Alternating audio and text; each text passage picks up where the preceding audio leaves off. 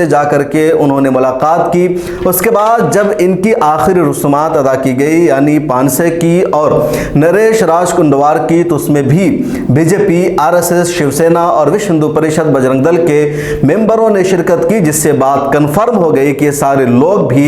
RSS Bajrang Dal के ही member थे या इन लोगों के पीछे वो तंजीम थी। इसके बावजूद इस सच को छुपाया गया कि वहां बम ब्लास्ट हुआ है, इसका एजेंडा क्या था। उसके बाद होम डिपार्टमेंट की फरमाइश पर, इशारे पर इस केस को एटीएस ने ले लिया। एटीएस ने जब इसकी इंक्वायरी की, छापामारी की गई, तो उन लोगों के और जो ठिकाने थे वहां से नकली दाढ़ी बरामद हुई, मस्जिद का नक्शा बरामद हुआ और भी कई चीजें बरामद हुई, जिससे ये पता चलने लगा कि ये लोग किसी मस्जिद पर हमला करना चाह रहे थे, मुसलमानों की शक्ल इख्तियार करके मुसलमानों को नुकसान पहुंचाने का इरादा रखते थे और देश का माहौल खराब करना इनका बुनियादी एजेंडा था। ये एटीएस की रिपोर्ट में आई, लेकिन केस नांदेड़ की अदालत में चल रहा था और पेंडिंग में पड़ा हुआ था। इस बीच इसी मंडे को यशवंत शिंदे सामने आए। उन्होंने 2 वकीलों को हायर किया, उनसे मुलाकात की, अदालत में एक हलफनामा दाखिल किया यशवंत शिंदे ने और कहा, मैं इस केस में थर्ड पार्टी के तौर पर शामिल होना चाहता हूं और गवाही देना चाहता हूं कि नांदेड़ बम धमाका की सच्चाई क्या है, जो लोग उसमें मुलविस हैं और जिनको मुलजिम बताया गया है, नरेश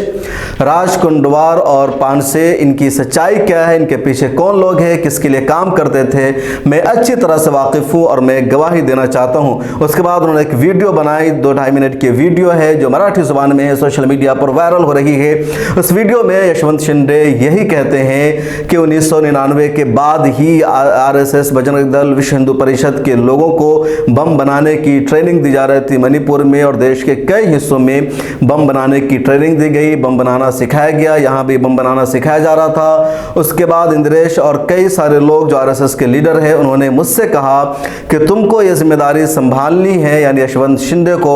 और उन लड़कों को इकट्ठा करना है जिसके अंदर लड़ने की हिम्मत होती है, जिसके अंदर मरने और मारने का जज्बा होता है, और ऐसे लड़कों को इकट्ठा करके जम्मू कश्मीर ले जाना है। वहाँ फौजी कैंप में इन लड़कों की ट्रेनिंग दी जाएगी, जो मरने और मारने का जदीद तरीका है, जो जदीद फौजी आलात है, उनके ज़रिए इन सबको लड़ाई करना सिखाया जाएगा। उसके बाद इन लड़कों के ज़रिए से देश के 500 से 600 हिस्सों पर बम ब्लास्ट करना है, धमाका करना है, जंग जैसे हालात पैदा करने हैं।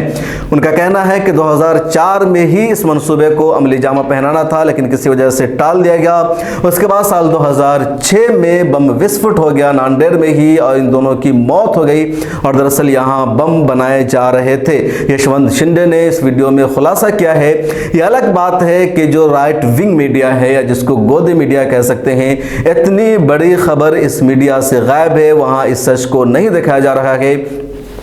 लेकिन यशवंत शिंदे ने साफ तौर पर ऐलान कर दिया है कि हम गवाही के तौर पर कोर्ट में पेश करेंगे। नांदेड़ कोर्ट में केस पेंडिंग है और अगली सुनवाई इसकी 23 सितंबर को होने वाली है। अब देखिए 23 सितंबर को कोर्ट में यशवंत शिंदे क्या गवाही देते हैं, वो क्या कहते हैं। फिलहाल उनकी वीडियो में बातें कुछ आ गई है, उन्होंने जो हलफनामा दाखिल किया है वो भी आ गई है और उनके वकील लगातार इस पर काम कर रहे हैं। इस पूरे मामले में जो है कि आरएसएस, जिस पर ये कहा,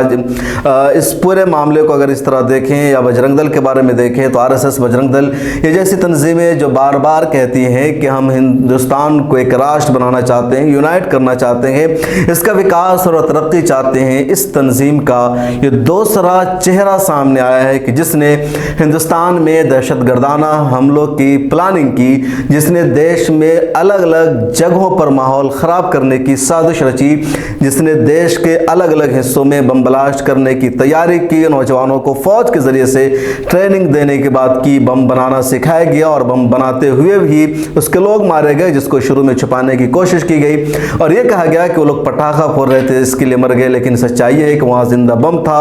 और बहुत ज़्यादा मिकदार में बम था, इसलिए बम ब्लास्ट हो गया और धोखे से वो इसलिए मर गए, वरना उनका मनसूबा कुछ और था। और इन सारी बातों का इंकशाफ किया है